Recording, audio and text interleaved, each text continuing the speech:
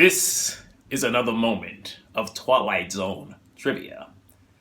Normally, I try to do a Twilight Zone trivia in an attempt to get you, the public, to discover or find out or perhaps even know what Twilight Zone episode I'm trying to do. That's usually what I'm doing when I do these Twilight Zone trivias. However, I was asked by someone who watches a few of these if I could do a certain Twilight Zone trivia. And I said, well, I could. But I don't really know how. It's one of those ones where everybody knows that really wouldn't be a trivia. But I said, okay, no problem. I'll do it. If that's what you want. After all, it is about what you want. So, I'm going to do this Twilight Zone trivia. And since everyone knows this episode and they know what this is about, I may embellish a little bit, have a little fun with it, if that's all right with you. So, I'm going to get started. Now, I'm going to give you the starting narrative that Rod Serling would say at the beginning of a Twilight Zone episode. And I want you, people of the world, to tell me what Twilight Zone episode this is. I want you to stay with me on this one. I know everyone is familiar with this particular Twilight Zone, so work with me on this. And if I embellish a little bit, well, just go along with it, if you can. Let us begin.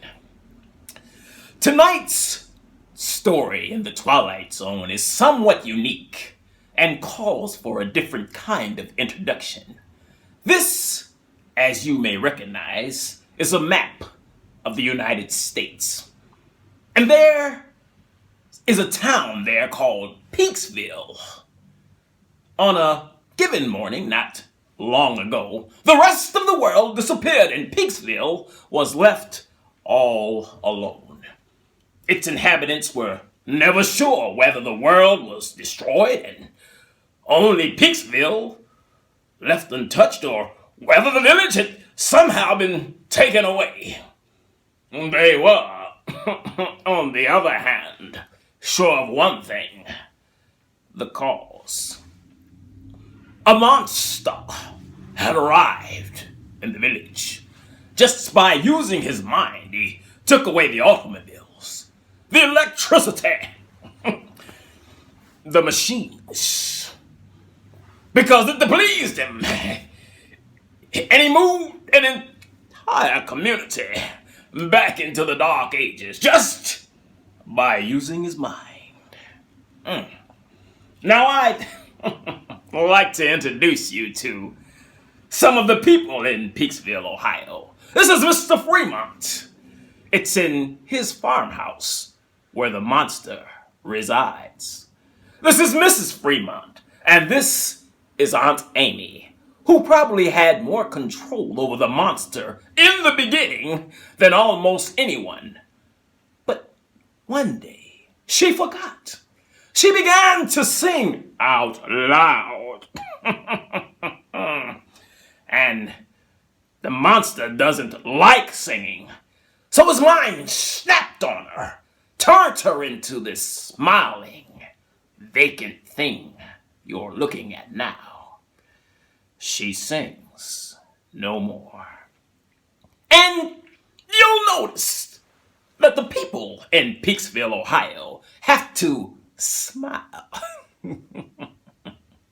They have to think happy thoughts and say happy things because once displeased, the monster can wish them into the cornfield or change them into a grotesque walking horror. Oh, this particular monster can read minds, you see. Oh, he knows every thought. He can feel every emotion. Oh, yes. I did forget something, didn't I? I forgot to introduce you to the monster. This is little Anthony Fremont. Oh, he's 6 years old with a cute, boyish face and blue, guileless eyes. But when those eyes look at you, well, you'd better start thinking happy thoughts, because the mind behind them is absolutely in charge. This is the Twilight Zone. Does anybody know what episode that is? Twilight Zone trivia. You better believe it.